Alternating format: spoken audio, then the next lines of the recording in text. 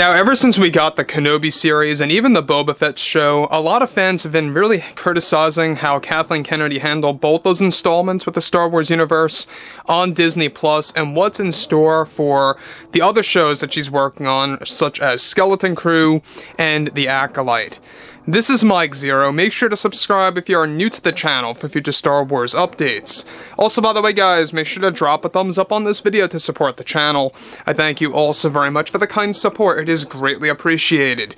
Now, one thing that a lot of fans have been very much invested in is John and Dave's work, and there's no doubt about it that John and Dave's work is just amazing when they have full creative control, which, by the way, they did not with the Boba Fett series. They didn't have full creative power over that. However, when you look at shows like Mando 1 and 2, and of course what's on the horizon for Mando 3 and Ahsoka, everything is living up to expectations, and even going beyond expectations. Now, Kathleen Kennedy is not really a fan of fulfilling Star Wars fans' expectations within the Star Wars universe, or making things very fun in the traditional sense. And she had a couple of things to say, and not the best things to say to the fans, especially the ones that are quote-unquote loud and opinionated. So let's dive right into it. Now, we already know that Kathleen Kennedy has been having a lot of trouble with both Skeleton Crew and The Acolyte, with a lot of setbacks and a lot of delays and reshoots and rewrites here and there for both Acolyte and Skeleton Crew. It's been a mess for both shows, and Disney's not happy about it. It's exactly why they're planning to get rid of her by August of this year, after Indiana Jones 5, The Dial of Destiny. So, anyways, with multiple new Star Wars projects in the works under both Favreau and Filoni, Kathleen Kennedy is still having trouble with The Acolyte and Skeleton Crew. However, in a recent interview with Lucasfilm's Kathleen Kennedy that she took part in, she went on to respond to the fans in not the brightest way. Now, she went on to state the following to the fandom: "The one thing that I think needs to change are the loud and heavily opinionated fans that hurt our creators. We still view these as the minority for those that had critiques of the sequel trilogy movies, and sometimes I think these fans need to shut up and focus their energy elsewhere." Not the best thing to say, but anyways, moving on.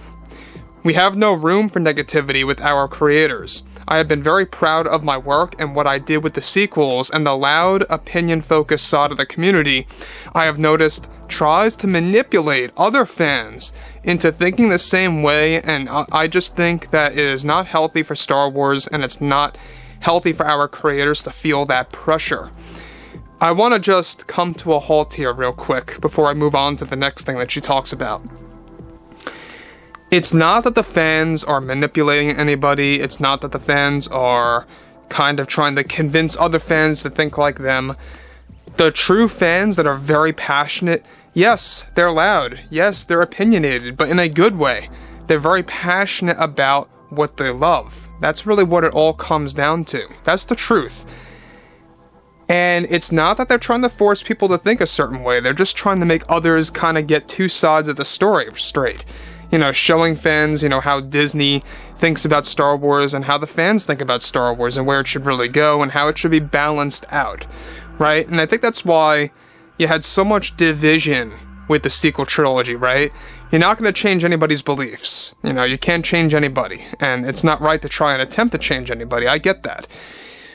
But that's why you have the sequel trilogy standing as the most heavily divided installment by Disney.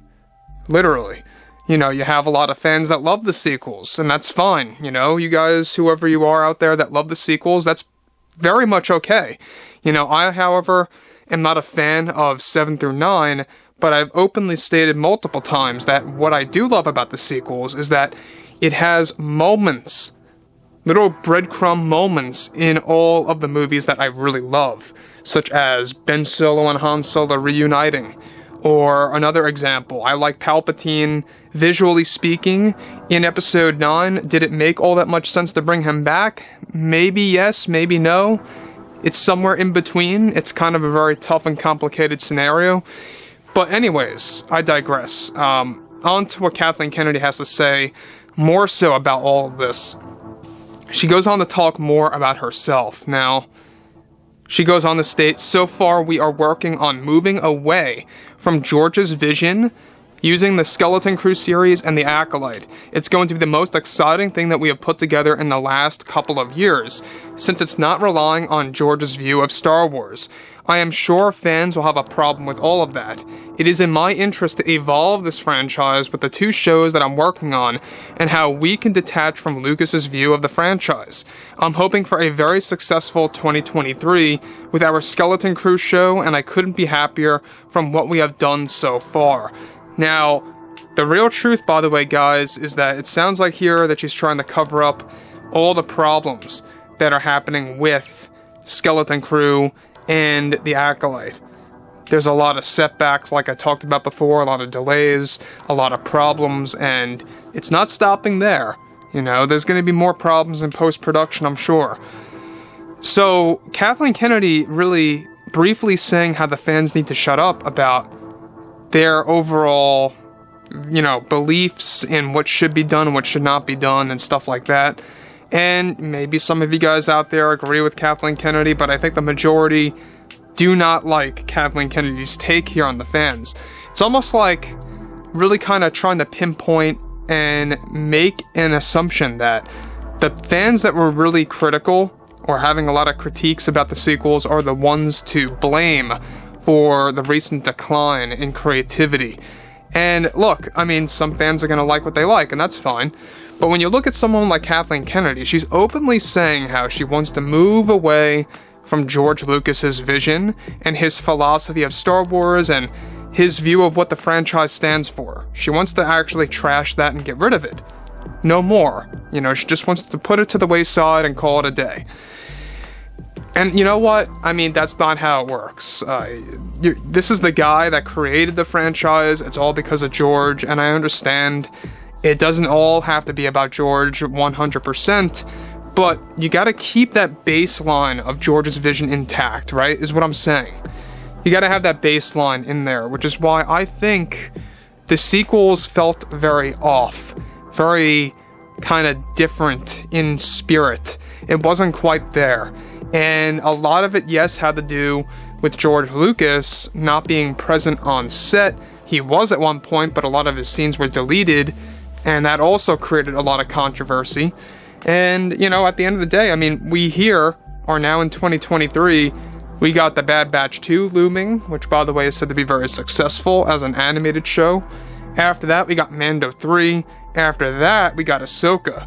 And then we got Kathleen Kennedy's installment of Skeleton Crew, which we're going to find out and see exactly how that's going to perform on Disney+. And I would not be too surprised, just kind of keep this in your mind, take a note of this, I would not be too surprised if they may very well have to push this till 2024 if these problems persist. So anyways, guys, let me know what you guys have to say about all of this below in the comments, and if you guys did enjoy the content for today, make sure to drop a thumbs up on this video to support the channel. I thank you all so very much for the kind support, and I'll catch you guys next time.